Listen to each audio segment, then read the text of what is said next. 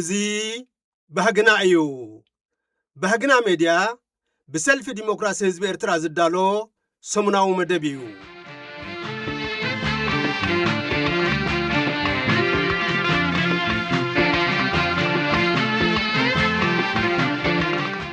ዝኸበርክንን ዝኸበርኩምን ሰማዕትና ብቐዳምነት ነቶም ኣብ ጾሙን ጸሎትን ጾም 40 ዝጸንሑ ኣመንቲ ክርስትና ዓለምና በሓፈሻ ብፍላይ ከዓ ንኤርትራውያን ኣመንቲ ክርስትና እንኳዕ ጾመልጓም ፈቲሑ ብሰላም ናብቲ ክቡር በዓል ትንሳኤ 2026 ኣብጽሓኩም ኣብጽሓና በዓል ትንሳኤ ክርስቶስ ንመላእ ህዝቢ ዓለም ናይ ሰላም ሓጎስን ሕውነትን በዓል ክኾነልና ዘለና ልባዊ ትምኒት ብስም መላእ ኣባላት ሰልፊ ዲሞክራሲ ህዝቢ ኤርትራ በጽሕፈት ዜና ይገልጽ ናይ ሎሚ መደብና ናይ ለውጢ ኣንፈትና ንኽብርኽ ብዝብል ኣርእስቲ ዝተዳለወ ሓተታ ህዝብን ሃገርን ዘይፈላለዩ ክልተ ገጻት ናይ ሓደ ነገር እዮም ዘርእስቱ ርእሰ አንቀጽን ኣርሒቑ ዝጥምት ናይ ሓባር መድረኽ ዘርእስቱ መልእኽትን ክህልወና እዩ ሰናይ ምክትታል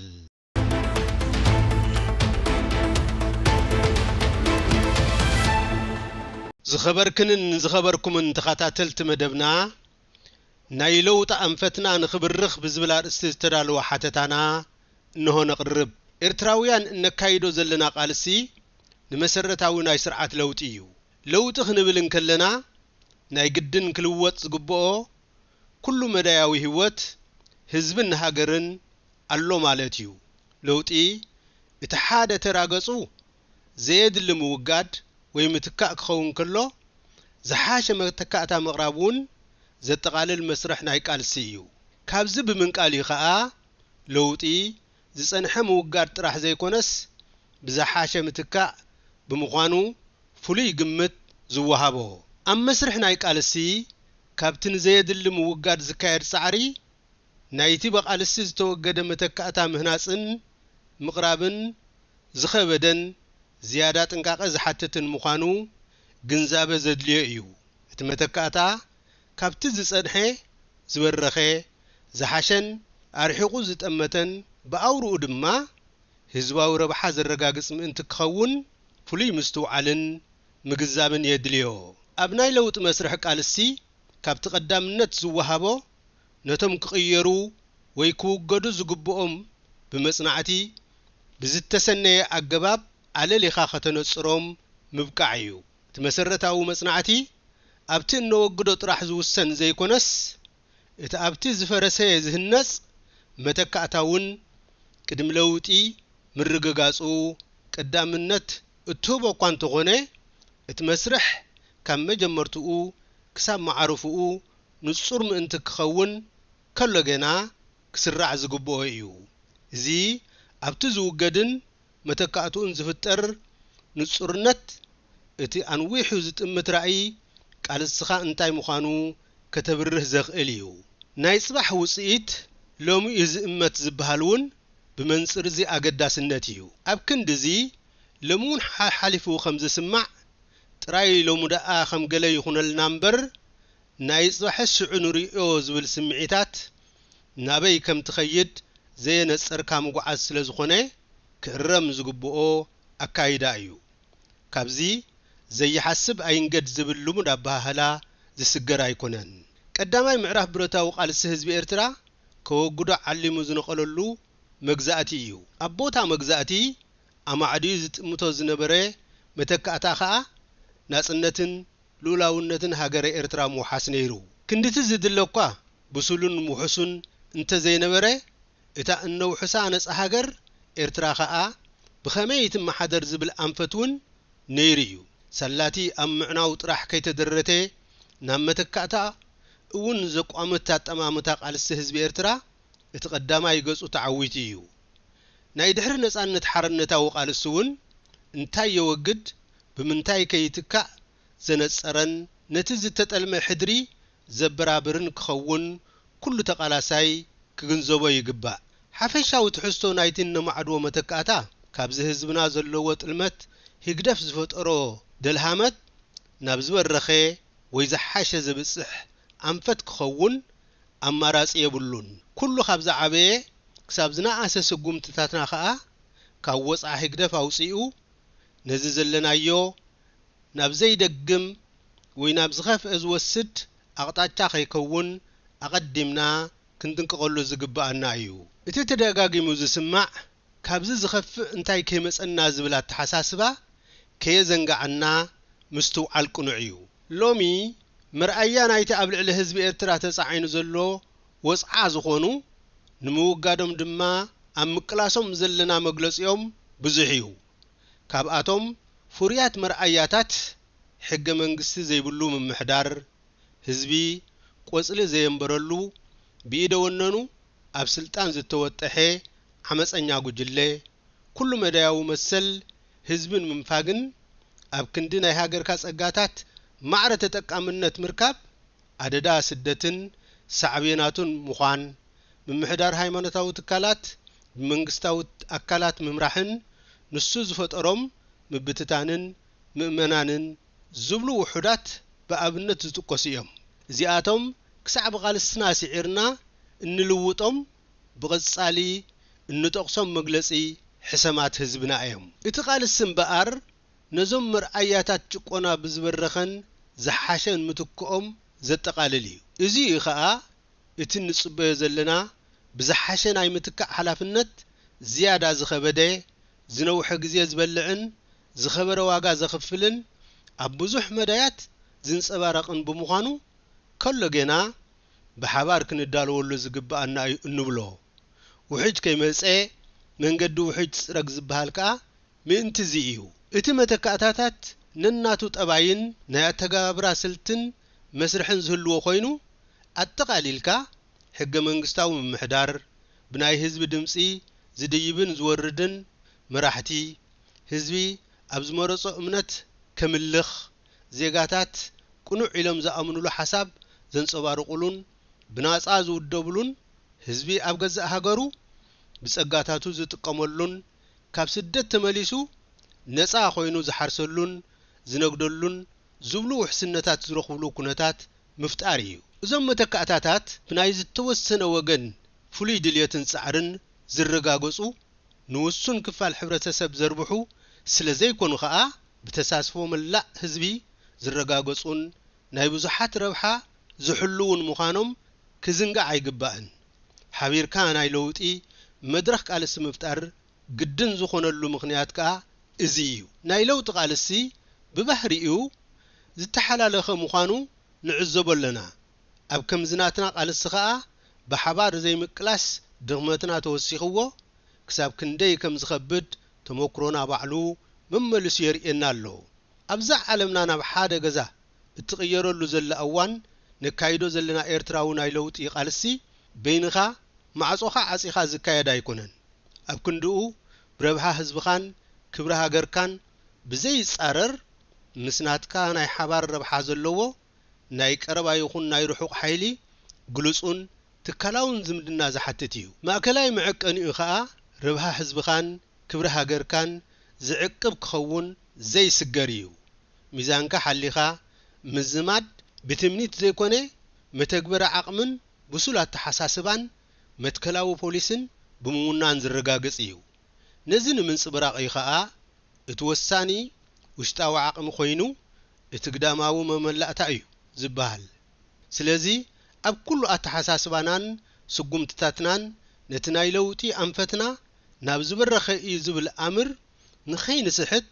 ኩልና ክንርእዮ ዝግባአና እዩ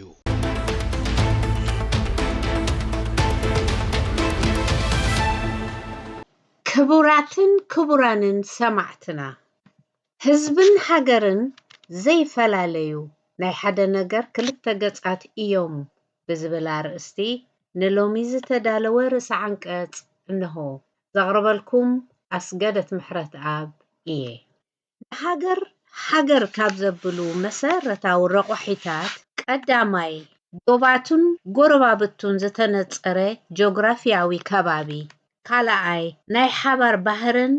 ስነ ልቦናዊ ስምዒትን ዝውንን ህዝቢ ሳልሳይ ብዘይ ኢዳእታውነት ንገዛ ርእስኻ ትመሓደረሉ ልዑላዊ ተፈላጥነት ራብዓይ ዕላዊ ኣህጉራዊ ዝምድናታት ከመስርት ዝኽእል ብቕዓት ዝብሉ ካብቶም ቅድሚት ዝስርዑ መለለይታት እዮም። ኤርትራ ከዓ ነዞም ረቑሒታትን ካልኦት ንዓቶም ዘራጉዱ መዐቀኒታትን እተማልእ ኣብ ሕቡራት ሃገራት መበል 182 ኮይና ዝተመዝገበት ሃገር እያ። ብዛዕባ ምግላፅ ፍቕሪ ሃገርን ሃገርነትን ክለዓል እንከሎ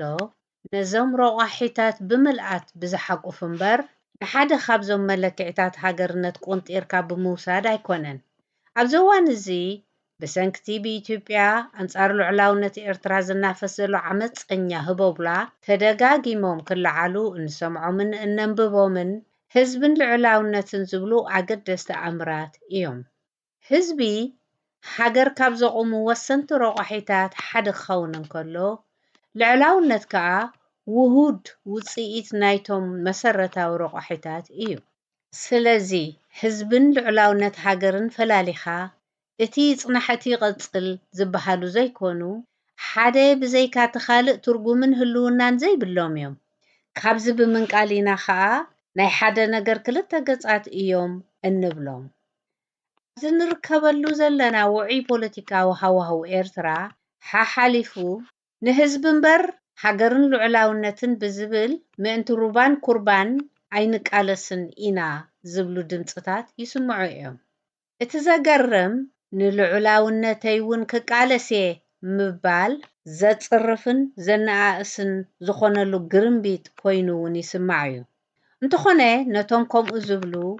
ልዕላዊ መሬታ ባሕራን ኣየራን ዘውሓሰት ሃገር እንተዘይሃልይዎ ደኣ እቲ ቃለሰልካ ኣለኹ ዝበሃል ዘሎ ህዝቢ ነቲ ፍረ ቃልሲ ደኣ ኣበይ ኮይኑ እዩ ከስተማቕሮ ናይ ዝብል ሕቶ ዕቱብ መልሲ የብሎምን። በቲ ካልእ ወገን ንወሳኒ ግደን መሰልን ህዝቢ ክብደት ብዘይምሃብ ኣብ ጥራሕ ጎልጎል ብጥሪኡ ኣነ ንሃገረይ ኣለኹላ ባዕለይ ክብል ዝስማዕ ካልእ ጫፍ ኣሎ። ነዞም ከምዚ ዝኣመሰለ ዘይምዕሩይ ዝምባሌታት ዘለዎም ወገናት ፀጋታታ ዘስተማቕርን ብኽብራ ተሓቢኑ ዝሕልዋን ዘሃንፃን ህዝቢ ዘይብላ ሃገር ከደኣ ኣበይ ክትበፅሕ ትኽእል ክበሃሉ እንከሎ እውን መልሶም ምሉእን ዝጭበጥን ከም ዘይከውን ርዱእ እዩ። እምበኣር ከምቲ ላሎ ላሎ ላሎ ወደባት ዓደይ ይረኣየኒ ኣሎ ብእትብል ፈላሚት ዘይምኡ ዝፍለጥ ግኑን ስነ ጥበባዊ ነፍስሄር የማነ ገብረ ሚካኤል ባርያ ሃገረይ ዝበለ ተኸቢሩ ነብር ሓወልቲ ገዲፉ ኣብ ገነት ይሰፍር ዝበሎ ኣዝዩ ዓሚቕ ዝትርጉሙ መልእኽቲ ክዝንጋዕ ዘይብሉ እዩ።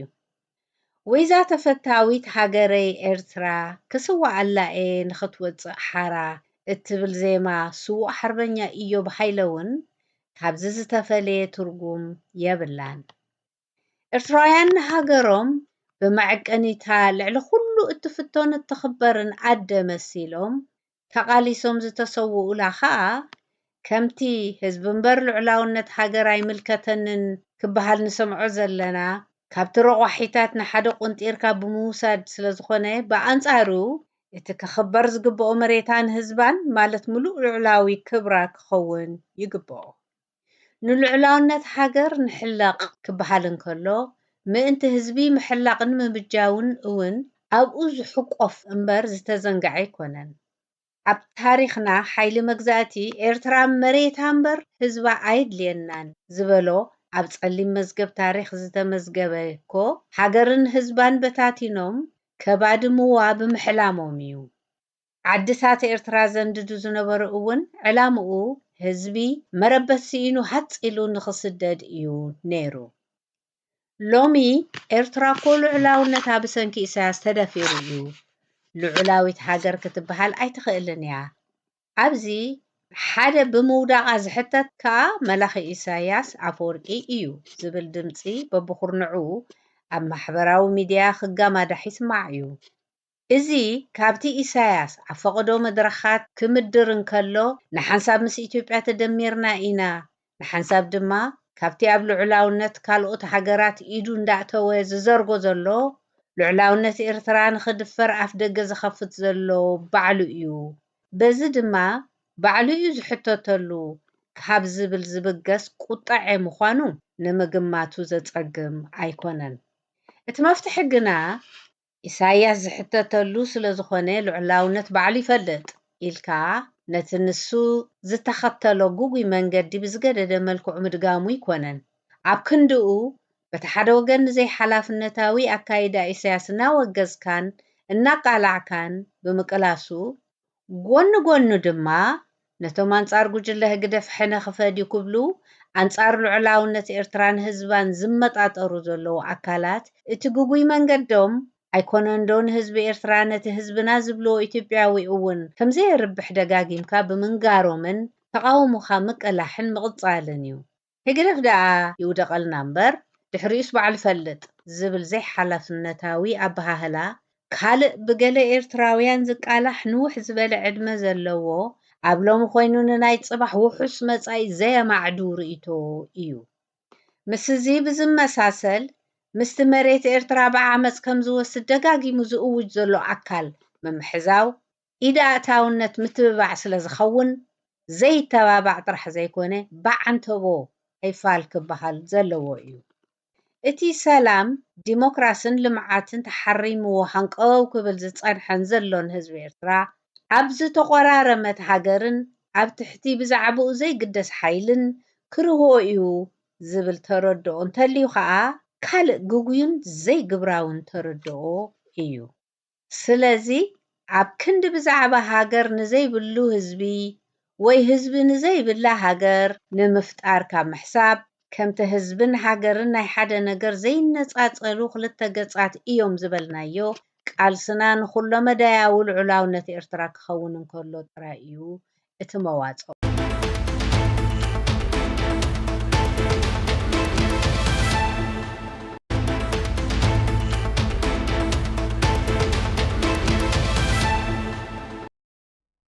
ኣርሒቁ ዝጥምት ሓባራዊ መድረኽ ዝምድና ፖለቲኮ ወተሃደራዊ ማሕበረ ቁጠባውን ዲፕሎማስያውን ጠባያት ዘለዎ ካብ ሓደ ንላዕሊ ዝኾኑ ኣካላት ዝፈጥርዎ ምትእስሳር እዩ። ነዚ ዝምድና ንኽፈጥሩ ካብ ዘገድድዎም ምኽንያታት እቲ ቀንዲ በዚ ናይ ሓባር መድረኽ ኣቢሎም ክዕውትዎ ዝደልዩ ናይ ሓባር ዕላማ ስለ ዘለዎም እዩ። ተዛመድቲ ኣካላት ነቲ ዝፍጠር ዝምድና ዝደልይሉ ካልእ ምኽንያት ከዓ ነቲ በበይኖም ኮይኖም ክረጋግጽዎ ወይ ክፈጥርዎ ዘይከኣሉ ዕማም ንምዕዋት ዘኽእል ዓቕሚ ምድላብ እዩ። ዝምድና ከምቲ ትጽቢት ዝተገብረሉ ዕውት ንኽኸውን ክማልኡሉ ካብ ዘለዎም ነጥብታት ድማ ቀጻልነት ከም ዝህልዎ ምግባሩ እዩ። ናይቲ ዝምድና ቀንዲ ቆላሕታ ብጎናዊ ምዕባለታት ከይተዳህለልካ እቲ ተማዕድዎ ናይ ሓባር ዕላማ እዩ ክኸውን ዝግብኦ። ኣብዚ መስርሕ ክርአ ካብ ዘይብሉ ድማ ምስ ሓደ ክትዛመድ እንከለኻ ምስ ካልእ ናይቲ ሎሚ ትፈጥሮ ዘለኻ ዝምድና ኣካል ዘይኮነ ኣብ መጻኢ ግና ኣብ መስርሕ ዘድልየካ ወገን ብዓይኒ ጽልኢ ዘይምርኣዩ እዩ። እዚ ማለት ማእከልካ ስሒትካ ናይ ጸላእ ጸላእየይ ፈታውየይ ብሂል ግዙእ ዘይምዃን እዩ። እዚ ኣካይዳ ኣብ ክንዲ ነቲ ኽተዕውቶ ዝግብኣካ ንምዕዋት ትቃለስ ናብ ምፍዳይ ሕነ ወሲዱ ስለ ዝህውትተካ እዩ። ብኻልእ ኣገላልጻ ክትዛመዶ ዝግብኣካ ነቲ ናይ ሓባር ሸቶ ኣብ ምዕዋት ዝሕግዘካ እምበር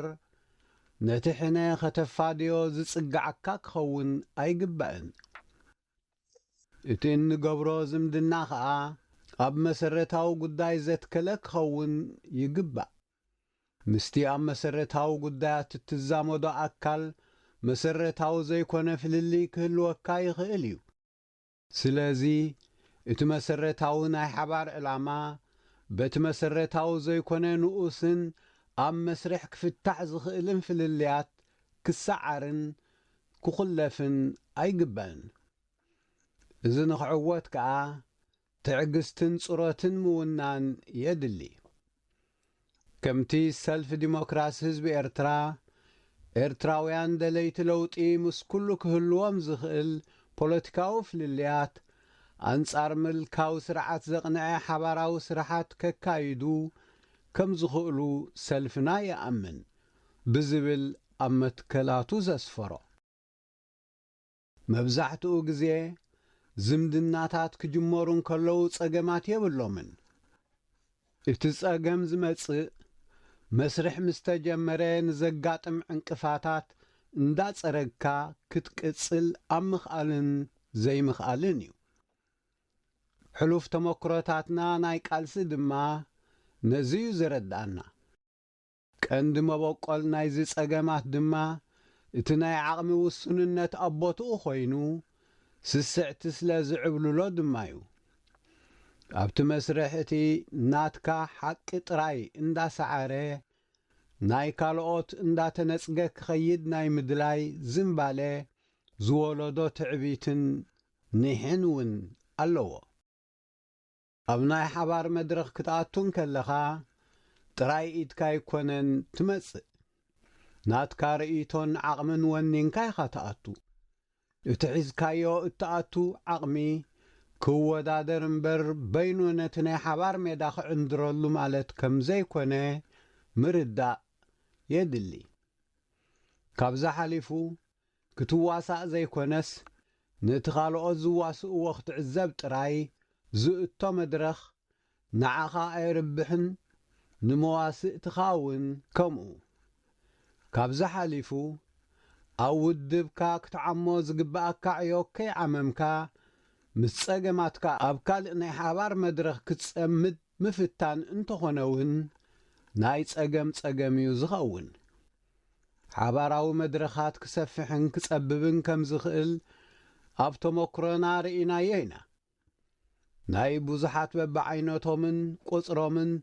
ዝተፈተኑ ውዳቤታትን ምትእስሳርን ንኹልና ልሙዳት ሓረጋት እዮም ነይሮም ኣጀማምሮኦምን ኣወዳድኦኦምን ከመይ ነይሩ ካልእ ኮይኑ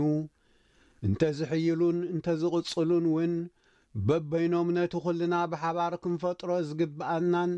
ንጽዕተሉ ዘለናን ሰፊሕ ጽላል ወይ መድረኽ ዝትክኡ ይነበሩን ኣይኮኑን እውን ክሳብ ነዚ ንብሎ ዘለና ሰፊሕ ጽላል ዘይተጻብኡ ምህላዎም ግና ዝንጸጋ ኣይኮነን ዕላምኦም ግና ብኸመይ ተኣኪብና ንመወዳድርትና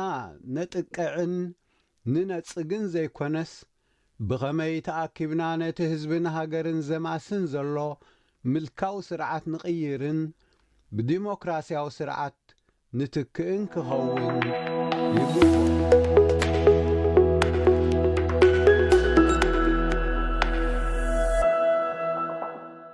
ሰማዕትና ንሎም ዝተዳለወ ናይ ትግርኛ መደብና ኣብዚ ይፍጸም ኣብዚ መጽእ ሰሙን ብኻልእ ትሕዝቶ ክሳዕ ንራኸብ ሰሰናይ ተመኒና ንሰናበተኩም